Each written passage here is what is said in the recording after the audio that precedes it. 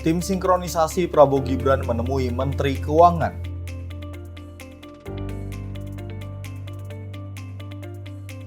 Sinyal Budi Kaisang for Jakarta 2024. Pemerintah diminta sosialisasi iuran tapera.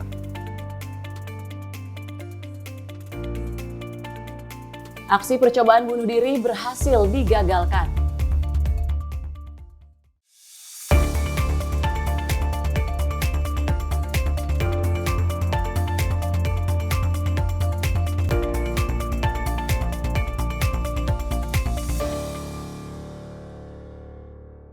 Halo, selamat malam. Selamat malam Tiara. Selamat malam Andi. Selamat malam juga pemirsa Sinpo TV. Ini kembali hadir kami di menjumpai ruang informasi Anda, tentunya dengan berbagai informasi yang sudah kami rangkum pada malam hari ini ya Tiara. Tadi ada beberapa isu yang menjadi sorotan, di antaranya terkait dengan kursi panas DKI 1. Betul, ini memang menjadi pembahasan saat ini ya Tiara. Diisukan ada Budi dan Kaisang yang sebenarnya kita juga belum mengetahui apakah kemudian resmi dicalonkan. Nah, kalau ini kan melihat pencalonan Budi dan juga Kaisang ini kan berdasarkan memang statement atau postingan dari Ketua Harian DPP Partai Gerindra Dasko. Tapi ini masih kita melihat dinamika politiknya nanti ke depannya akan seperti apa. Ya, dan selain itu juga ada sinkronisasi yang dilakukan oleh tim Prabowo Gibran ke pemerintahan Jokowi dan Ma'ruf Amin. Nah, ya memang ini kalau kita melihat ini tim yang dipimpin oleh Ketua Harian DPP Dasko, ini tim yang akan melakukan kunjungan ke beberapa kementerian ini dalam rangka untuk melakukan sinkronisasi, dan tujuannya adalah untuk melakukan peralihan kekuasaan dengan baik seperti itu. Sebuah langkah yang positif sebelum akhirnya nanti resmi dilantik pada bulan Oktober ya. Betul. Dan selain informasi tadi juga kami akan menghadirkan sejumlah informasi menarik lainnya di Menyapa Malam Sinpo TV bersama saya Tiara Dianti. Dan saya Andi Rezaldi, kita jelang Menyapa Malam Sinpo TV.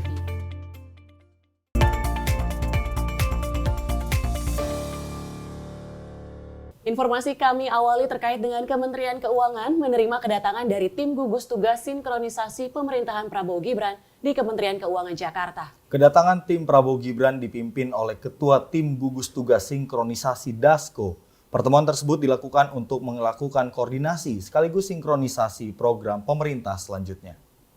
Kementerian Keuangan menerima kedatangan dari tim gugus tugas sinkronisasi Presiden dan Wakil Presiden terpilih Prabowo Gibran di Kementerian Keuangan Jakarta pada 31 Mei 2024. Kedatangan tim gugus tugas sinkroni Prabowo Gibran tersebut disambut baik oleh Menteri Keuangan Sri Mulyani. Dirinya mengaku senang dan akan sangat terbuka untuk bersinergi dengan tim gugus tugas sinkronisasi Prabowo Gibran. Pertemuan ini merupakan bagian penting yakni membahas RAPBN 2025 untuk menjalankan program-program di pemerintahan baru yang akan datang. Tidak hanya itu, pertemuan itu dipastikan telah mendapatkan restu dari Presiden Joko Widodo. Selain itu, Jokowi meminta agar Kemenkeu terus melakukan komunikasi intensif dengan tim gugus tugas sinkronisasi Prabowo Gibran.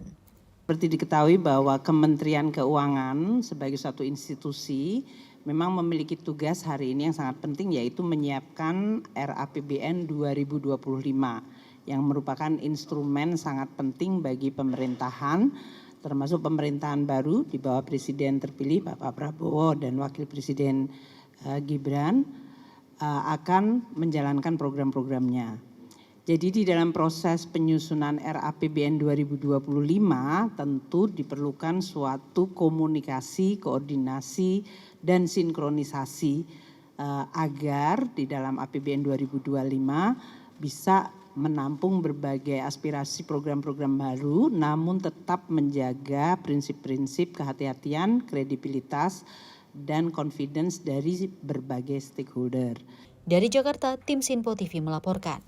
Ya baik pemirsa, ini adalah sebagai salah satu langkah yang bagus dan baik dari tim Prabowo dan Gibran. Ini dibentuknya tim gugus tugas ini adalah untuk melakukan komunikasi dengan seluruh kementerian di Kabinet Indonesia Maju dengan tujuan untuk melakukan sinkronisasi untuk untuk mensukseskan program-program di pemerintahan selanjutnya. Ya, dan sesuai juga dengan pernyataan dari Menteri Keuangan bahwa dari Kementerian Keuangan pun akan membantu kemudian mengawal untuk tim gugas ini saat transisi akan berjalan dengan mulus, harapannya seperti itu. Betul, harapannya seperti itu. Karena kalau kita melihat dari pemerintahan sebelumnya, yakni yang dipimpin oleh Presiden Joko Widodo, ini pertemuan antara tim gugus tugas sinkronisasi Prabowo Gibran ini juga disetujui oleh Presiden Jokowi. Artinya memang ada arahan dari Presiden Jokowi untuk melakukan sinkronisasi agar pemerintahan selanjutnya berjalan dengan mulus. Ya, jadi sesuai dengan instruksi atau arahan dari Betul. Presiden Jokowi, sehingga memang diharapkan di kepemimpinan nanti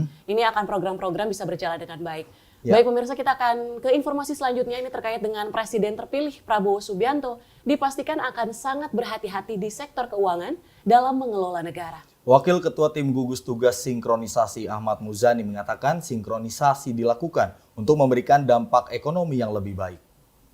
Tim gugus tugas sinkronisasi Prabowo Gibran menyambangi kantor Kementerian Keuangan pada Jumat pagi 31 Mei 2024 di kawasan Lapangan Banteng, Jakarta.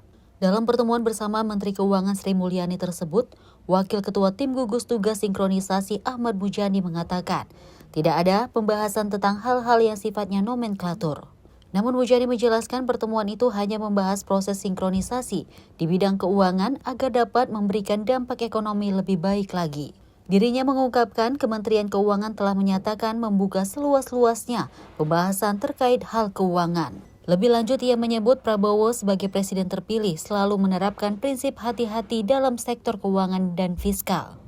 Tadi dengan Ibu Menteri Keuangan tidak membicarakan hal-hal yang bersifat nomenklatur, tapi kita membicarakan tentang bagaimana proses sinkronisasi di bidang keuangan yang bisa memberi dampak kepada ekonomi itu bisa lebih baik lagi, terutama pada sektor fiskal. Dan dari penjelasan Menteri Keuangan, beliau membuka akses seluas-luasnya. Nanti persoalan-persoalan teknis akan dibicarakan bersama dengan Pak Tommy Jiwandono, dan tentu saja ini sebuah kabar yang menggembirakan. Prinsip Pak Prabowo sebagai presiden terpilih akan tetap mengemban prinsip kehati-hatian dalam sektor keuangan dan fiskal. Dari Jakarta, tim Sinfo TV melaporkan. Ya Tiara, memang kalau kita melihat dari pernyataan Ahmad Muzani ini memang sebagai langkah yang bagus dalam melakukan sinkronisasi khususnya di bidang ekonomi ya. Karena ini berhubungan dengan Menteri Keuangan ini supaya kedepannya dampak ekonominya menjadi lebih baik seperti itu. Kalau kita melihat rancangan APBN di tahun 2025 ini juga sudah mendapatkan arahan dari Presiden Jokowi agar seluruh kementerian dalam merancang anggaran di tahun 2025 ini harus melakukan komunikasi dengan tim pemerintahan selanjutnya.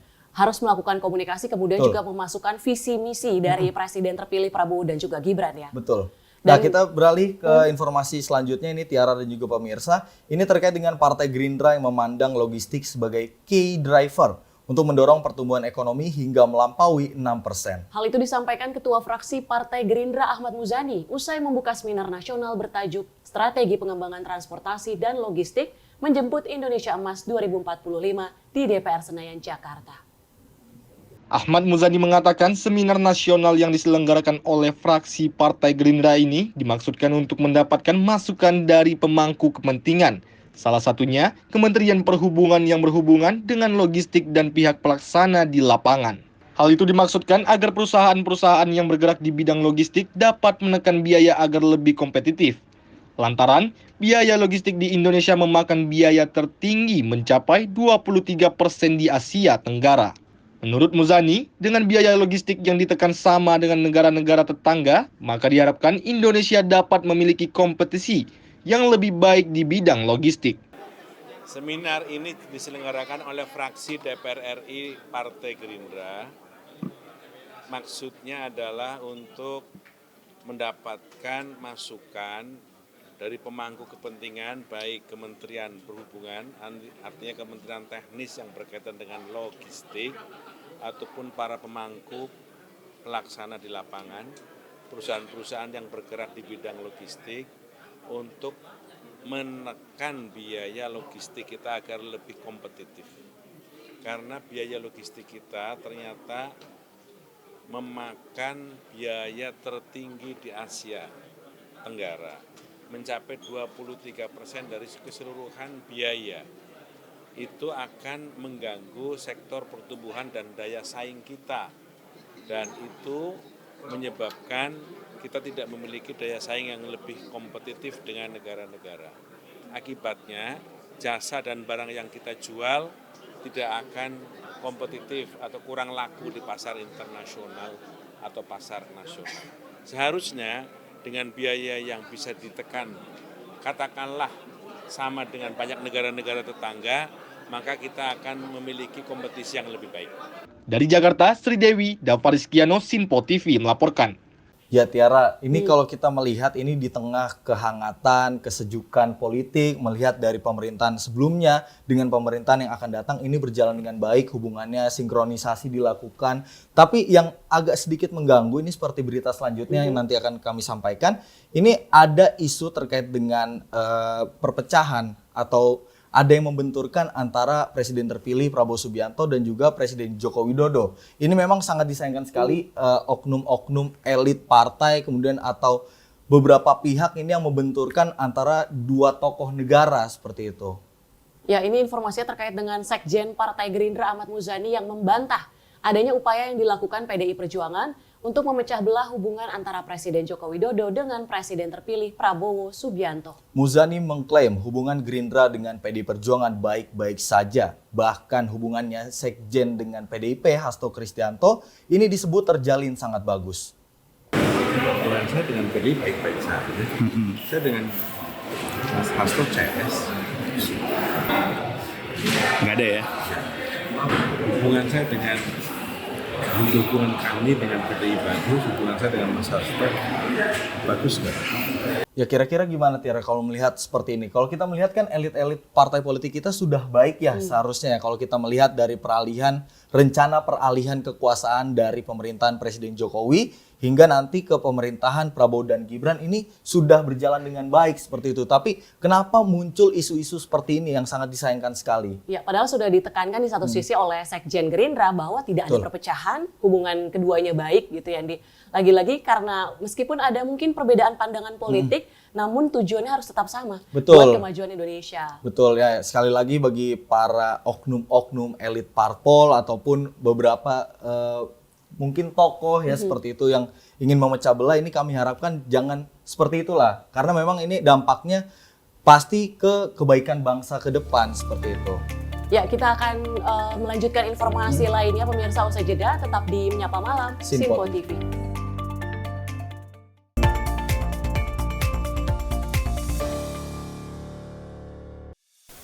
Apa kabar pemirsa? Senang sekali saya Sally Siregar dapat menjumpai Anda dalam Sinpo Dunia Sepekan. Kami temani akhir pekan Anda bersama sanak saudara dan keluarga tercinta.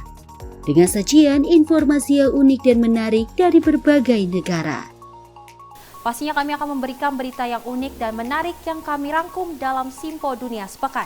Jangan lewatkan Sinpo Dunia Sepekan setiap Sabtu dan Minggu hanya di Sinpo TV.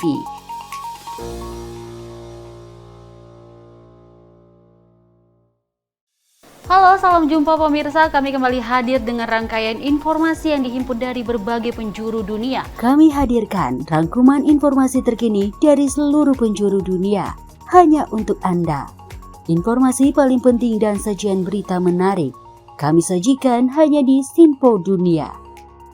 Bersama saya Dewi Manik, inilah Sinpo Dunia selengkapnya untuk Anda. Jangan lewatkan Sinpo Dunia setiap Senin hingga Jumat di Sinpo TV.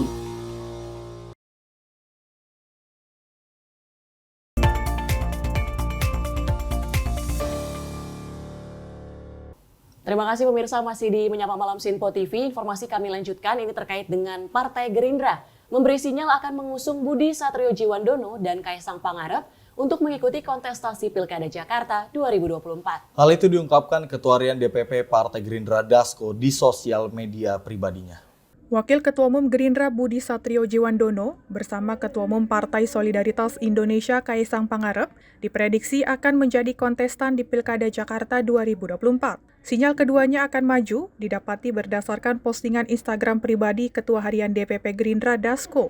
Dasko memposting foto Budi dan Kaisang sebagai Bacagub dan Bacawagub untuk daerah khusus Jakarta dengan caption Budi Satriojiwandono dan Kaisang Pangarep for Jakarta 2024. Gerindra dipastikan mengusung keduanya setelah sebelumnya terdapat isu Budi Satrio akan dipasangkan dengan selebritis Raffi Ahmad. Pengumuman yang disampaikan Dasko ini turut menuai banyak respon positif dan berharap Jakarta di tangan anak muda dapat lebih maju. Selain Dasko, selebriti Raffi Ahmad juga turut memposting foto Budi dan Kaesang di sosial medianya sebagai bentuk dukungan. Dari Jakarta, tim Sinpo TV melaporkan. Ya, pilkada serentak memang masih jauh ya. Artinya masih ada beberapa bulan lagi ke depan, namun ini nampaknya nama-nama kandidat yang diusung atau dikira-kira akan maju di dalam kontestasi pilkada ini sudah mulai muncul. Salah satunya tadi yang kalau kita melihat Ketua Harian DPP Partai Gerindra Dasko ini memposting foto Budi Jiwandono yang disandingkan dengan Kaesang Pangarep. Tapi lagi-lagi kalau kita melihat ini adalah sebuah aspirasi dan juga belum tentu gitu. Tapi kita melihat nanti dinamika politiknya yang berjalan nanti akan seperti apa. Ya, bahkan bukan hanya di Instagramnya Ketua Harian DPP Partai Gerindra, melainkan juga di Instagramnya selebriti Raffi Ahmad gitu yang memposting terkait dengan Budi Kaesang for Jakarta 2024. Padahal sebelumnya kan katanya diisukan Budi Jiwandono ini akan berduet dengan Raffi Ahmad gitu. Tapi ini malah Raffi Ahmad mendukung untuk keduanya ini bersama-sama untuk pilkada Jakarta ke depan. Kalau kita berbicara terkait dengan pilkada pasangan Budi Jiwandono dan juga Kaesang Pangarep, ini masih ada komentar dari Direktur Eksekutif Trias Politika Strategis Agung Baskoro yang mengatakan munculnya isu duet Budi dan Kaesang di pilkada Jakarta ini cukup mengejutkan publik. Kemunculan nama Budi Jiwandono dan Kaesang Pangarep patut diapresiasi dan menunjukkan bahwa anak muda memiliki kesempatan dalam memimpin. Kemunculan pasangan Budi Satrio Jiwandono dengan Kaesang Pangarep sebuah kejutan di panggung politik DKJ, daerah khusus Jakarta, karena memang ini di luar nama-nama mainstream yang selama ini beredar. Tantangan politik yang paling dekat bagaimana kemudian kedua nama ini, baik Budi Satrio maupun Kaesang, bisa ya meningkatkan popularitas mereka di kalangan pemilih Jakarta. Karena bila tidak, ketika nanti berkontestasi dengan nama-nama besar seperti Anies Baswedan, Ridwan Kamil maupun nama-nama lain ya yang memang sejak awal mengemuka seperti Ahmad Syaroni misalkan, atau Ahmed Zaki, atau Basuki Cahayapurnama, ya Tri Risma, Azwar Anas dan seterusnya, itu mereka bisa menjadi lawan yang sepadan, bukan hanya sebatas pelengkap. Dan di titik inilah ya Gerindra maupun PSI dan partai lain yang memang akan tertarik mendukung pasangan Budi Satrio dan Kaesang ini harus bekerja lebih keras, bekerja lebih awal, dan mesti habis-habisan, karena yang dihadapi merupakan lawan-lawan yang punya pengalaman atau jam terbang politik yang sangat tinggi. Dan di luar itu semua kita harus apresiasi kemunculan nama Budi Satrio dan Kaesang karena memberikan harapan baru bahwa anak-anak muda ya punya kesempatan yang sama dengan yang lain untuk berkontestasi dalam pilkada yang cukup strategis seperti di Jakarta. Terima kasih. Ya, lagi-lagi alasan anak muda. Kemudian yang dicalonkan, diisukan akan dicalonkan. Lalu apakah pertanyaannya ini akan menarik bagi publik kemudian untuk memilih calon pemimpin ini dari kalangan anak muda, Andi? Memang kalau kita melihat kalangan anak muda ini beberapa tahun terakhir ini memang menjadi sorotan ya. Kalau kita melihat Pilpres saja dimenangkan oleh pasangan yang ada anak mudanya. Contohnya Prabowo Subianto yang dipasangkan dengan Gibran Rakabuming Raka. Apakah nanti Budi Jiwandono jika memang dipasangkan dengan Kaesang, ini akan menunjukkan respon positif juga seperti di Pilpres 2024? Nah, masih berbicara tentang usia. Kita berbicara tentang batas usia untuk di pilkada.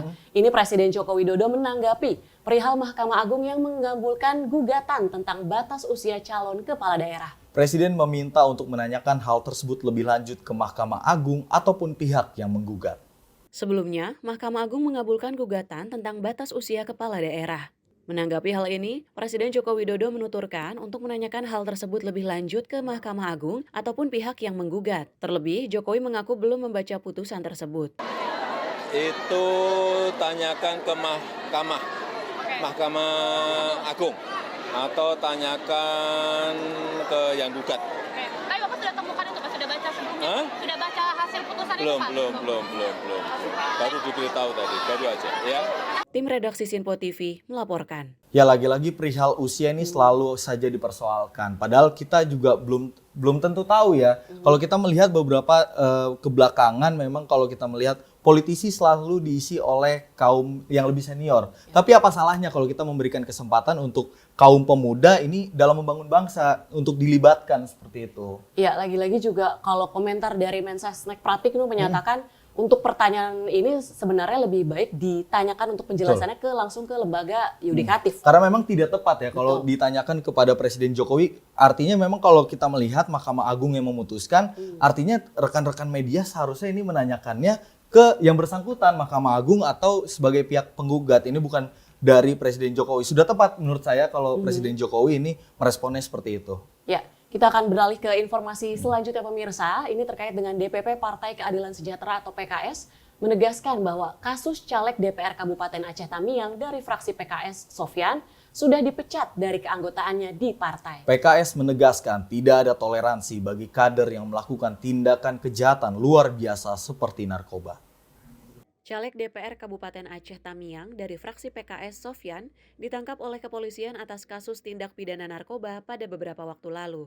Merespon hal ini, Ketua DPP Partai Keadilan Sejahtera atau PKS Nasrul Jamil menegaskan bahwa caleg DPR Kabupaten Aceh Tamiang dari fraksi PKS tersebut telah dipecat sebagai kader.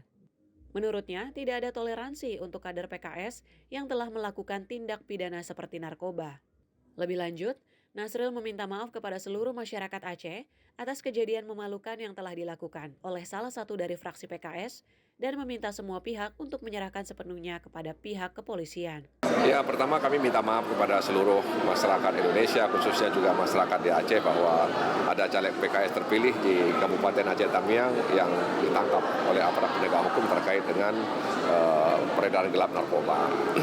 Dan tentu saja yang bersangkutan sudah diproses dan akan dipecat ya dari caleg terpilih. Dan tentu ini sesuatu yang tidak kami hendaki. Kami juga tidak mengetahui secara persis kegiatannya selama ini.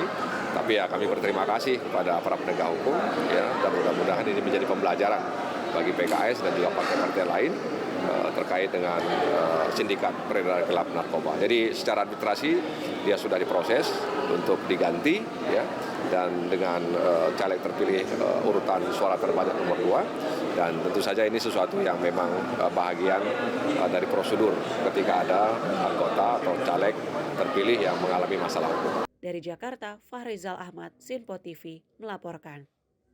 Ya baik pemirsa, ini terkait dengan caleg PKS yang ditangkap karena kasus narkoba. Ini ada respon dari Direktur Eksekutif Trias Politika Strategis Agung Baskoro yang mengatakan sistem pemilu harus dirubah agar biaya politik di Indonesia tidak terlalu tinggi. Menurutnya, segala cara akan dilakukan bagi para caleg untuk mendapatkan kemenangan di kontestasi pemilu.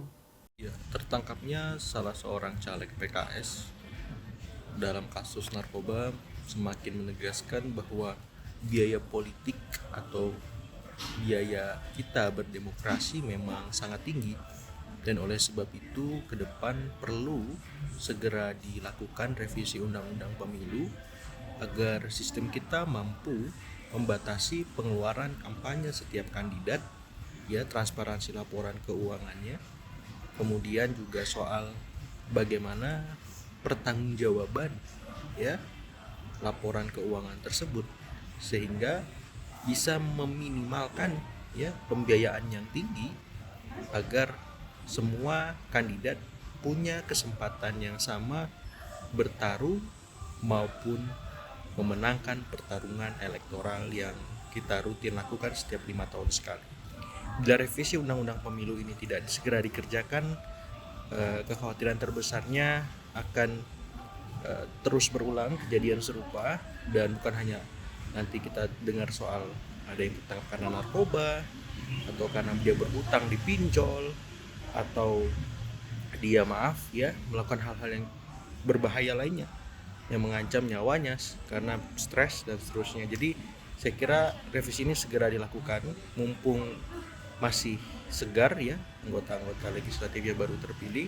Jangan ditunda, karena kalau ditunda di tengah tahun atau di akhir tahun malah di periode ya di akhir periode dianggap punya banyak kepentingan dan irisan-irisan konflik lainnya.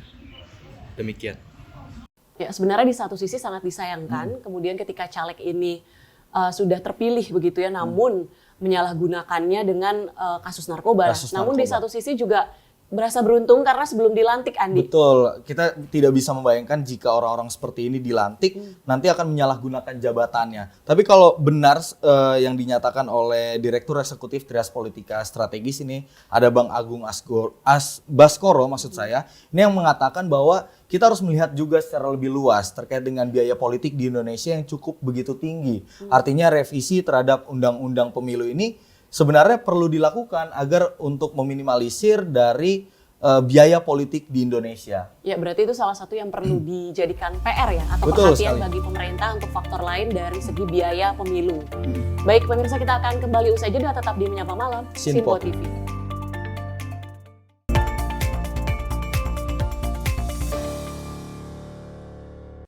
Halo, salam jumpa pemirsa. Senang sekali kita kembali hadir menjumpai Anda dalam Menyapa Malam ini. Rangkuman informasi berkualitas siap temani Anda di malam hari. Sajian berita teraktual yang menjadi pembicaraan kami hadirkan ke layar kaca. Laporan dari berbagai peristiwa kami sajikan ke ruang informasi Anda. Kami hadirkan topik yang jadi sorotan dengan nuansa kekinian. Bangga sekali yang melihat sepak bola Indonesia akhir-akhirnya seperti itu. Selain main di Qatar, Presiden juga ikut ya, para menteri. Tapi bukan di Qatar. Ya, di Gorontalo. Ini di Gorontalo pada saat meninjau panen raya seperti itu, panen raya jagung di Provinsi Gorontalo. Dan kita berharap kok peristiwa-peristiwa seperti ini jauh-jauh lah ya, benar kan Andi ya. Karena mengerikan curanmor, terus kayak kejadian seperti tadi yang nggak kita duga, nggak kita sangka, yang kita jauh-jauhkan nih bisa saja menimpa gitu. Dan kita tetap harus berhati-hati pemirsa. Saya Andi Rezaldi. Saya Chef Hakung. Terima kasih sudah menonton. Selamat malam dan sampai jumpa. Saksikan selalu Menyapa Malam setiap Senin sampai Jumat pukul 20.00 waktu Indonesia bagian Barat hanya di Simpo TV.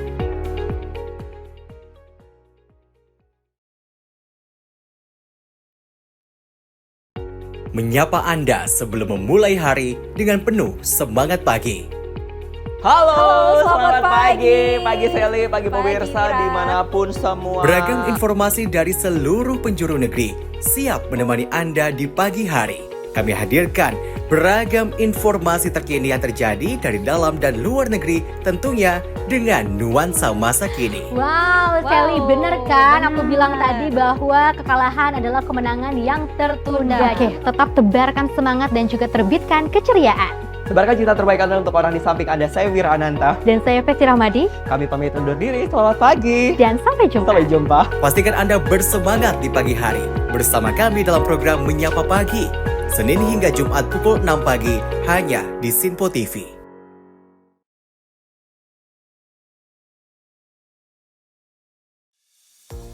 Halo pemirsa, Simpo Dunia Sepekan kembali hadir menemani Anda dengan berbagai informasi dari penjuru dunia yang telah kami rangkum dalam sepekan.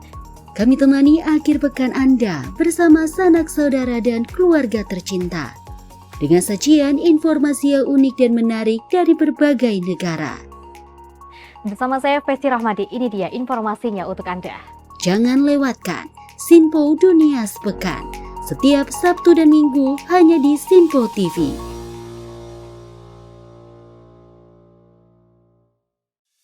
Salam jumpa pemirsa, kami kembali hadir dengan rangkaian informasi yang dihimpun dari berbagai penjuru dunia. Kami hadirkan rangkuman informasi terkini dari seluruh penjuru dunia hanya untuk Anda. Informasi paling penting dan sajian berita menarik kami sajikan hanya di Simpo Dunia. Bersama saya Sally Siregar, inilah Simpo Dunia selengkapnya. Jangan lewatkan Simpo Dunia setiap Senin hingga Jumat di Simpo TV.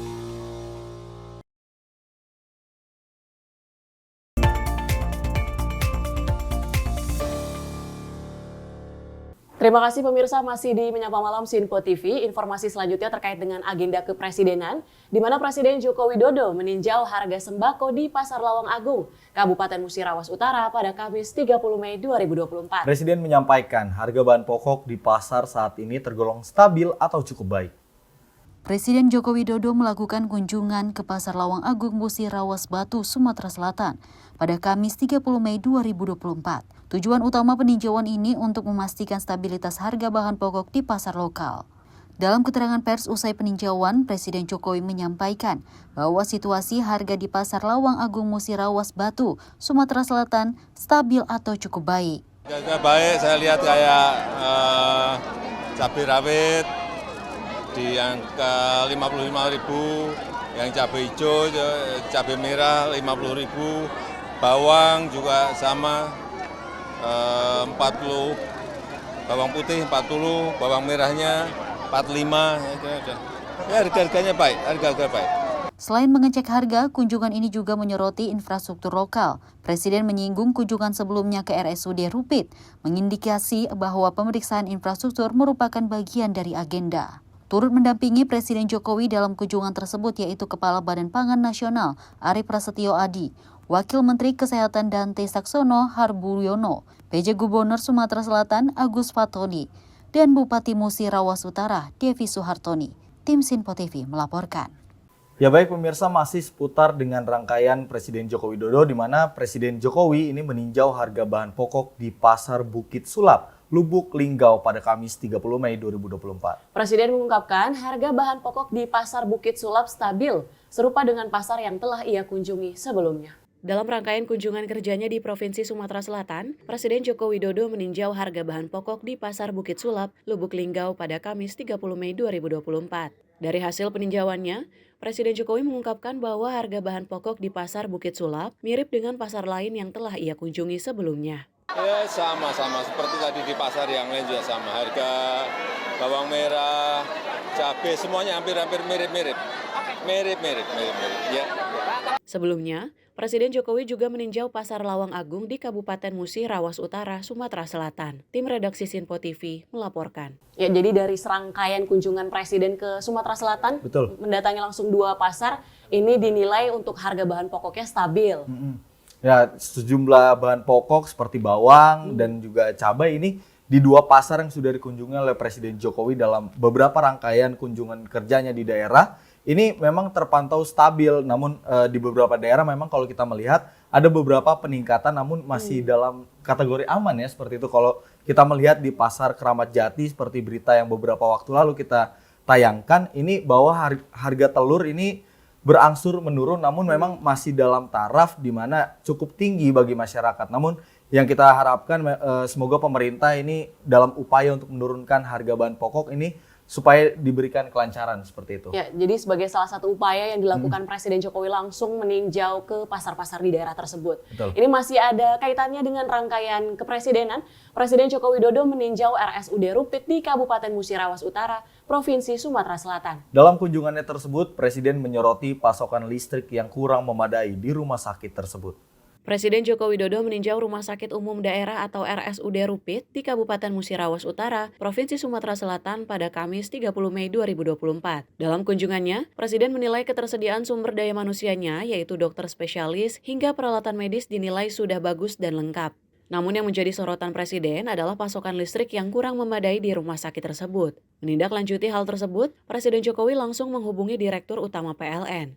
Hanya problemnya di sini urusan listrik yang kurang dari PLN, sehingga tadi langsung saya telepon Dirut PLN untuk menyelesaikan secepat-cepatnya, bukan hanya di listrik di rumah sakit saja, tetapi juga di seluruh Kabupaten Musirawas Utara dan sudah disanggupi oleh Pak Dirut PLN. Peralatan yang sudah masuk dari Kementerian Kesehatan di sini tadi untuk operasi ada 2, kemudian CT scan-nya juga sudah datang 6 bulan yang lalu. Baik, yang saya senang SDM-nya cukup. Lebih lanjut, Presiden menegaskan bahwa persoalan listrik ini bukan hanya bagi rumah sakit, namun juga untuk keseluruhan Kabupaten Musirawas Utara. Tim redaksi Sinpo TV melaporkan. Ya Tiara, ini adalah salah satu gerak cepat dari Presiden Jokowi. Kalau kita melihat banyak sekali rangkaian agenda Presiden Jokowi, ini banyak hal yang ditemukan oleh Presiden dan seperti meninjau rumah sakit ini Tiara. Kalau kita melihat ini sama Presiden Jokowi langsung ditelepon di Rut PLN untuk ngurusin persoalan listrik ya, seperti itu. Iya, jadi memang kalau dari sisi SDM ataupun dokter spesialis, ini dinilai sudah mumpuni, sudah bagus, dan sudah dari jumlah sudah bagus. Tapi permasalahan yang disoroti adalah pasokan listrik tadi. Pasokan listrik ini menjadi kebutuhan bagi rumah sakit tersebut tentunya. Nah, kita beralih ke informasi lain pemirsa, ini masih seputar hal yang menjadi pembahasan di masyarakat saat ini terkait dengan iuran tapera. Ini ada respon dari DPR yang menilai perlu adanya simulasi kepada masyarakat perihal peraturan iuran tapera. Anggota Komisi 11 DPR Kamrus Samad mengatakan, sosialisasi kepada masyarakat menjadi hal yang penting dalam implementasi program. Kebijakan potongan gaji bagi para pekerja sebagai iuran untuk tabungan perumahan rakyat menuai pro dan kontra dari berbagai masyarakat. Anggota Komisi 11 DPR RI Kamrus Samad mengatakan, pemerintah dapat segera mensosialisasikan dan membuat turunan peraturan dengan Komite Badan Pengelola Tapera dan sejumlah pihak lainnya. Menurutnya, hal ini dilakukan agar turunan peraturan pemerintah tersebut dapat diserap oleh masyarakat, sehingga rakyat mendapatkan kepastian manfaat tabungan tersebut. Kita juga minta Komite Badan Pengelola Tapera untuk segera membuka diri, berdialog dengan asosiasi, dengan organisasi dan pelaku usaha, dan juga serikat pekerja, baik dari BUMN, BUMS, maupun seluruh pekerja yang terhimpun di dalam berbagai organisasi, supaya mereka mendapatkan kepastian, kejelasan manfaat yang dapat dirasakan apabila gaji mereka dilakukan pemotongan dalam bentuk simpanan sebesar 2% dan 0,5% dari pemberi pekerjaan. Gitu. Nah, itu harus disimulasikan bagi masyarakat berpendapatan rendah 8 juta bahkan maksimalnya, harus disimulasi tentang kebutuhan dasar mereka.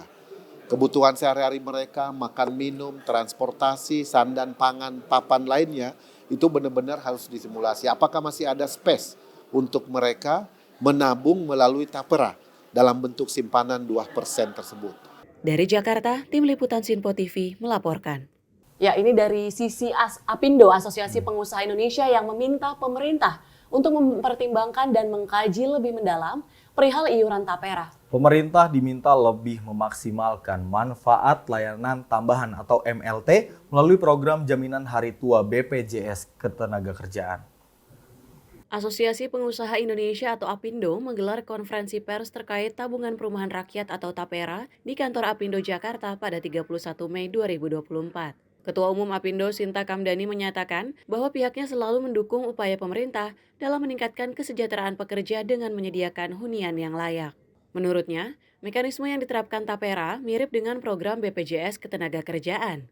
Apindo memastikan mendukung sekaligus mendorong pemerintah untuk memanfaatkan program yang sudah ada. Selain itu, edukasi terhadap pekerja harus bisa dimaksimalkan. Kalau kita lihat soal kesejahteraan buruh dengan memberikan rumah yang layak, tentu saja kami dukung. Namun mungkin kita bisa melihat yang menjadi polemik di sini adalah bahwa tapera ini adalah sebuah tabungan ya, tabungan perumahan rakyat.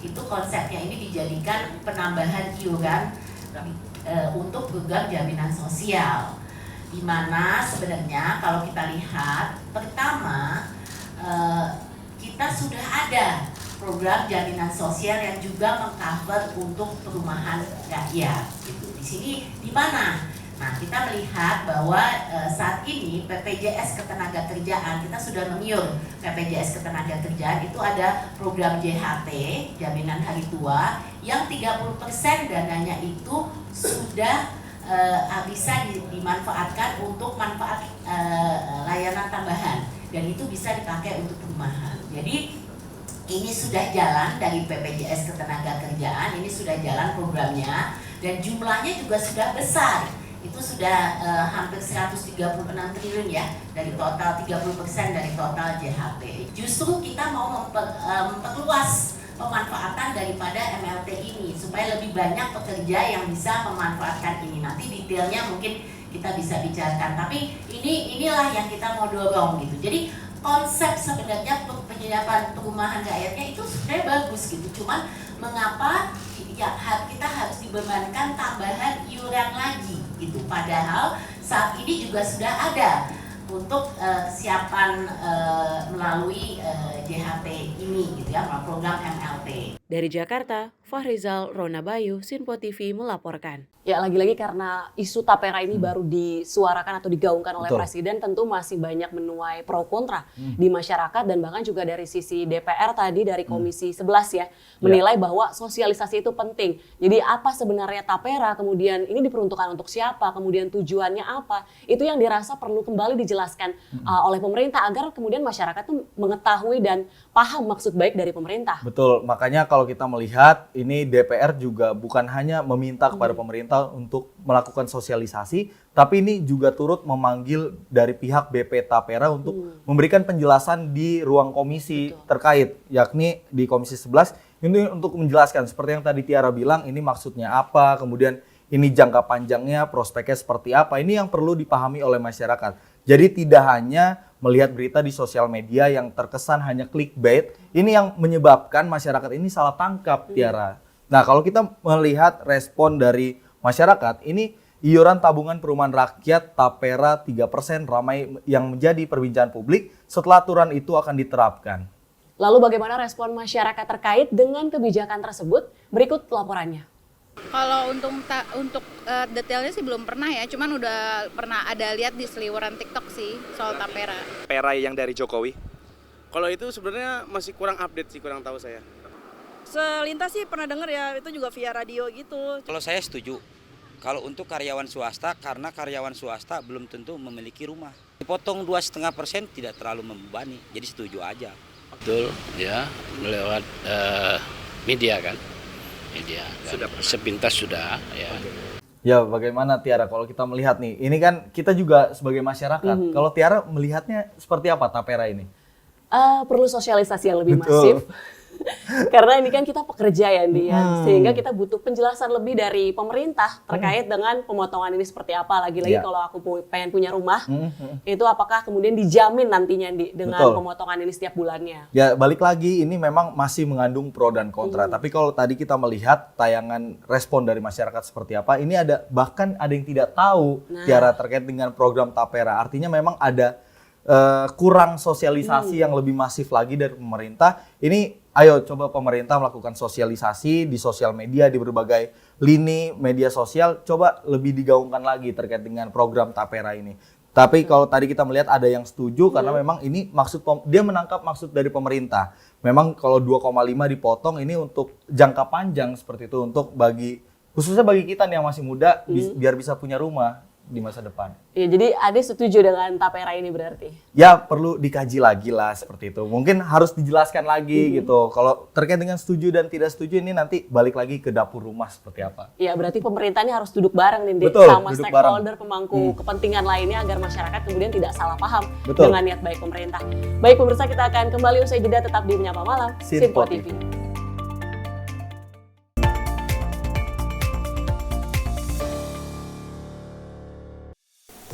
Salam jumpa pemirsa, Anda menyaksikan Sinpo Sepekan bersama saya Syam Hakung. Beragam informasi selama sepekan kami sajikan untuk Anda. Rangkuman berita yang menjadi sorotan media massa siap menemani akhir pekan Anda bersama keluarga tercinta. Bersama saya Syam Hakung, kita jelang informasi selengkapnya untuk Anda. Kami hadirkan Sinpo Sepekan setiap minggu pukul 6 pagi hanya di Sinpo TV.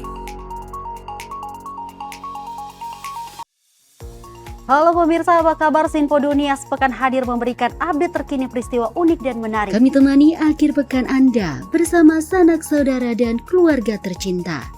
Dengan sajian informasi yang unik dan menarik dari berbagai negara. Bersama saya Dewi Manik, inilah Sinpo Dunia Sepekan selengkapnya. Jangan lewatkan Sinpo Dunia Sepekan setiap Sabtu dan Minggu hanya di Sinpo TV.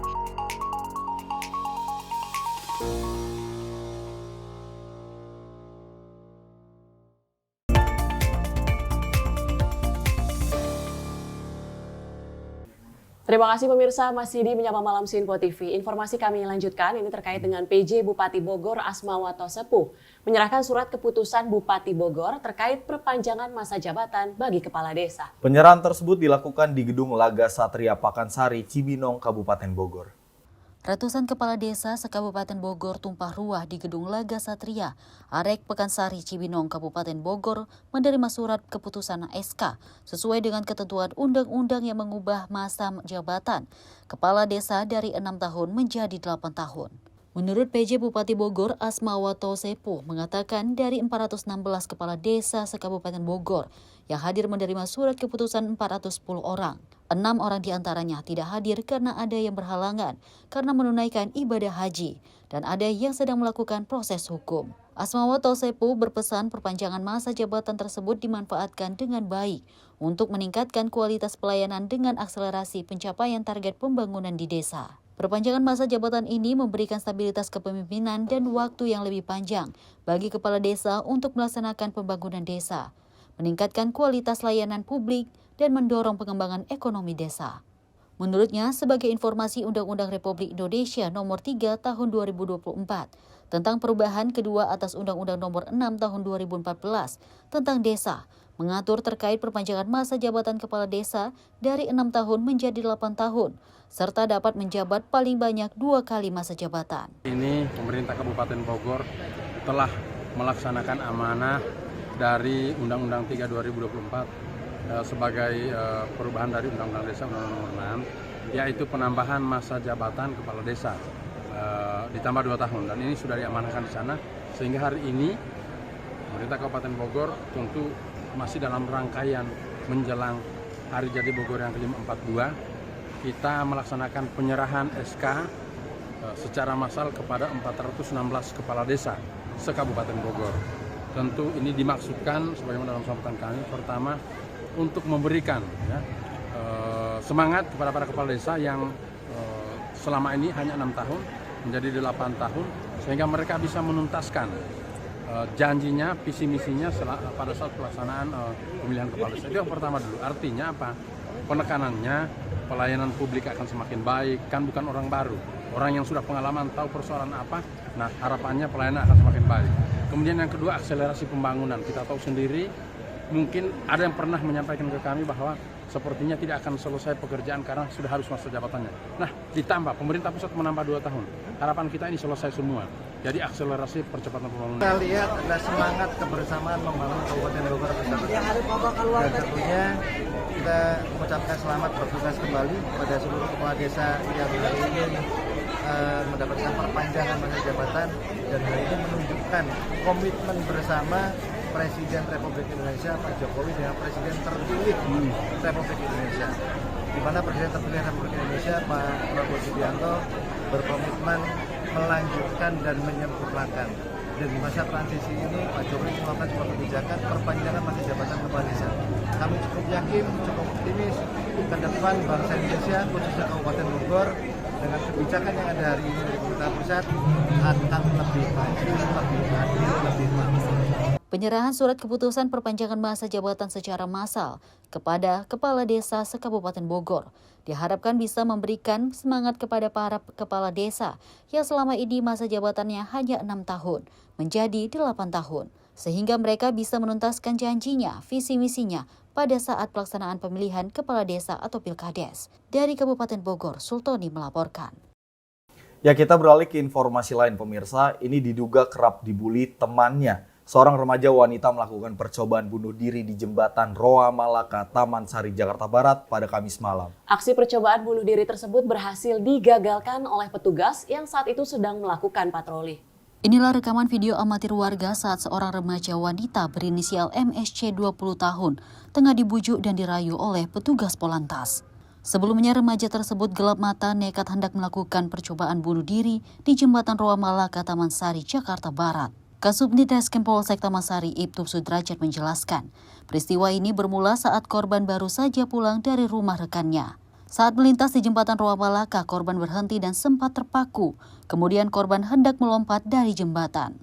Aksi nekat remaja tersebut akhirnya berhasil digagalkan oleh petugas kepolisian dan petugas dinas perhubungan yang saat itu sedang menggelar patroli rutin. Sementara motif korban nekat ingin mengakhiri hidupnya tersebut diduga dilatar belakangi lantaran korban kerap kali dibully oleh temannya. Jadi benar tadi pada pukul sekitar 19.23 diamankan seorang gadis berinisial MSC umur 20 oleh anggota Dishub di flyover sekitar Taman Sari. Kejadian yang diduga adalah percobaan bunuh diri. Tapi motif utamanya karena si korban ini merasa dibully oleh teman-temannya, sehingga memutuskan untuk mengakhiri hidupnya dengan melompat di flyover sekitaran Taman Sari. Ketika MSC ini pulang dari rumah temannya, MSC ini melewati flyover, kemudian berhenti. Dan saat berhenti, korban ini merasa mendengar suatu bisikan untuk agar ikut dengan orang itu. Akhirnya korban tersebut memutuskan untuk mengakhiri hidupnya dengan cara melompat, namun dicegat lebih dulu oleh petugas Dishub yang lewat. Arahnya dia dari rumah temannya di sekitaran Taman Sari ingin pulang ke rumahnya. Rumahnya di? Rumahnya ke arah Mangga Besar. Oh, Mangga Besar. Untuk korban sedikit masih shock, namun sudah lebih baik kondisinya. Untuk pihak kepolisian sudah menghubungi keluarga agar pihak keluarga menjemput korban dan membawa pulang. Atas peristiwa itu korban sempat mengalami syok, di mana setelah diamankan di Polsek Taman Sari, petugas kemudian menghubungi pihak keluarga korban dan langsung menjemputnya. Tim Sinpo TV melaporkan. Ya, sebenarnya tindakan perundungan atau pembulian ini sangat disayangkan kembali terjadi di masyarakat tuh rasanya sudah sering ya dia. Yeah. Padahal kan orang yang kemudian dirundung ini belum tentu bisa menerima ya terkait dengan apa rundungan tersebut. Memang pembulian ini yang terjadi khususnya di anak sekolah ya lebih seringnya ini menjadi penyakit masyarakat sebenarnya. Ini bagaimana kita meminta pemerintah khususnya Mendikbud ini bagaimana langkah konkret supaya budaya pembulian ini supaya hilang gitu. Nah, selain Mendikbud ini lagi fokus untuk membahas terkait dengan UKT, ini juga jangan sampai disepelekan juga terkait dengan pembulian yang banyak sekali terjadi di sekolahan. Khususnya di SD, sekolah dasar itu juga banyak kasus pembulian. Ini sangat disayangkan sekali dan kita tidak bisa tergambarkan lagi gimana Indonesia ke depan jika pembulian ini masih menjadi budaya kita. Betul, jadi namun selain dari Mendikbud, mungkin untuk pendidikan pertama seorang anak tuh tetap balik lagi di keluarga. Ya, orang tua ya. Orang tua, lagi-lagi lingkungan sekitar, keluarga juga harus memberikan perhatian agar tidak terjadi perundungan ini secara berulang. Baik pemirsa, kita akan beralih ke informasi selanjutnya. Ini terkait dengan Subdit Cyber di Treskrimum Polda Metro Jaya yang berhasil menangkap seorang pria berinisial DY sebagai tersangka akibat dugaan penyebaran video asusila anak melalui media sosial. Tak hanya menyebarkan, pelaku turut menjual video tersebut dengan meraup keuntungan puluhan juta selama 1 tahun beraksi.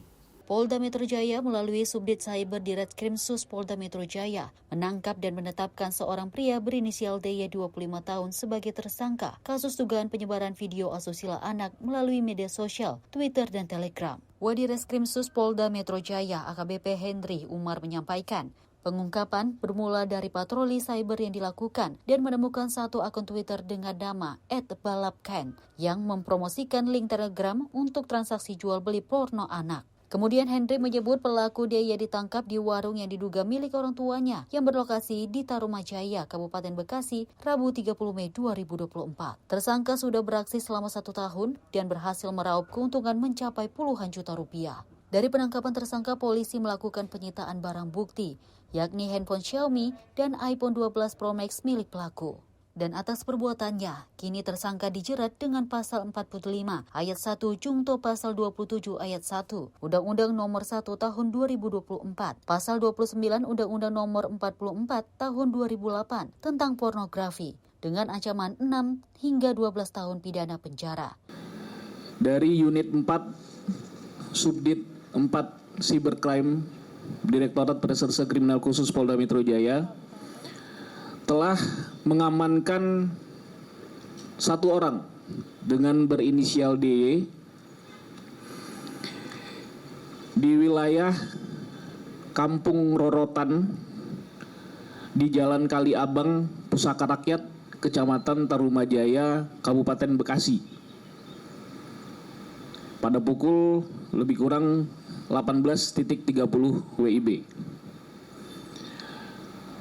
Dugaan tindak pidana yang dilakukan oleh seseorang yang diamankan dengan inisial DY ini adalah bahwa yang bersangkutan diduga telah melakukan dengan sengaja dan tanpa hak kegiatan mendistribusikan, mentransmisikan, ataupun memuat sebuah informasi ke dalam media elektronik yang mengandung pelanggaran kesusilaan, dan juga perbuatan yang bersangkutan ini diduga yaitu memperdagangkan, mempertontonkan, dan memanfaatkan atau menyimpan produk pornografi. Dari Jakarta, Jihan Nabila Mutia Anggiani, Sinpo TV melaporkan. Ya, lagi-lagi berita terkait ini juga sangat disayangkan bisa kemudian kembali terjadi dan bahkan sudah 1 tahun berlalu. Mungkin dari pihak tim cyber kepolisian untuk semakin gencar melakukan pergerakannya di dunia maya ya untuk kembali menjaring tersangka-tersangka tersebut. Apalagi ini berkaitan dengan anak seperti itu. Ini yang harus menjadi perhatian juga bagi pemerintah daerah maupun pemerintah kabupaten. Ini tidak hanya terjadi di kota-kota besar saja, tetapi memang kalau kita melihat di desa-desa terpelosok, hal-hal kayak gini juga sebenarnya rawan terjadi. Apalagi kasus kejahatan terhadap anak ini memang sama sekali tidak tidak mendapatkan perhatian khusus dari pemerintah kalau kita bisa melihat seperti itu. Akhirnya kalau kita berharap ini pemerintah harus menjadikan anak ini sebagai aset, apalagi kalau kita melihat dari program pemerintah selanjutnya ini Indonesia Emas 2045 ini bisa kita kaitkan juga untuk perlindungan anak ke depan. Lagi-lagi diperlukan koordinasi, duduk bareng itu tadi antara pemerintah kemudian berbagai stakeholder ataupun pemangku kepentingan agar kemudian yang di desa-desa tadi juga bisa menjadi target ya atau tepat sasaran. Baik pemirsa, kita akan beralih ke informasi selanjutnya. Ini terkait dengan diduga akibat kabel semraut. Pada Kamis malam, kabel aliran listrik di Kalideres, Jakarta Barat mengalami konsleting hingga terbakar. Akibat kebakaran itu, puluhan ruko yang berada di pertokoan Utan Jati Kalideres mengalami pemadaman listrik hingga membuat aktivitas jual beli sempat terhenti. Keberadaan kabel yang bersentuhan langsung dengan dahan pohon kurma kering membuat percikan api dengan cepat berubah menjadi kobaran api besar hingga membuat warga sekitar panik. Peristiwa kabel terbakar ini terjadi cukup lama, hingga akhirnya petugas pemadam kebakaran sektor Kalideres tiba ke lokasi dan langsung melakukan pemadaman.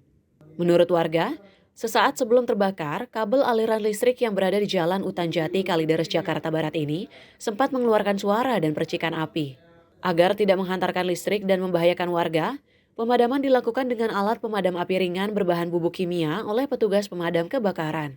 Imbas dari peristiwa ini, puluhan ruko yang berada di Jalan Utan Jati dan Jalan Bedugul Kalideres, Jakarta Barat sempat mengalami pemadaman listrik. Bahkan akibat pemadaman yang berlangsung selama kurang lebih 2 jam ini membuat aktivitas jual beli terhenti. Tiba-tiba ada itu suara petasan kayak petasan gitu. Pas orang letak-letak? Iya. Berapa kali Mbak? Ada berapa ya? Kayaknya ada 3 kali ya. Sempat ada ledakan? Ada. Ledakan itu muncul baru apa? Ledakan dulu atau api duluan? Ledakan terus tiba-tiba langsung api. Gede? Nah ini sempat nyamber ke apa? Nyamber ke pohon-pohon. Pohon-pohon. Nah tadi selama proses kebakaran, arus lalu lintas di sini gimana? Sempat ditutup atau? Enggak sih, cuma macet doang. Cuma macet? Iya. Ini kabel yang kebakar itu kabel listrik atau? Kurang tahu ya, soalnya kan saya lihatnya dari sini doang gitu kan. Cuma lihat ledakan terus langsung ada api. Tapi pas habis kebakaran itu langsung terjadi pemadaman listrik? Pertamanya langsung disiram pakai apa tuh yang nggak langsung pemadaman sih. Yang disiram apa tuh yang pakai yang kecil ya? Baru mati. Ini kalau di sini rumputnya ada ratusan kan? Ada kayaknya. Mati listrik dari tadi. Iya. Nah ini yang biasanya di sini emang biasanya di sini aktivitasnya udah tutup apa karena pemadaman jadi pada tutup? Memang pada tutup. Oh, karena pemadaman jadi pada tutup. Iya. Angka berapa jam pemadamannya? Ya 2 jam atau 3 jam tadi. Sudah 2 jam langsung. Iya. Proses perbaikan jaringan kabel listrik telah dilakukan oleh petugas PLN, di mana pasokan listrik di lokasi ini telah kembali normal. Dari Jakarta, kontributor Sinpo TV melaporkan.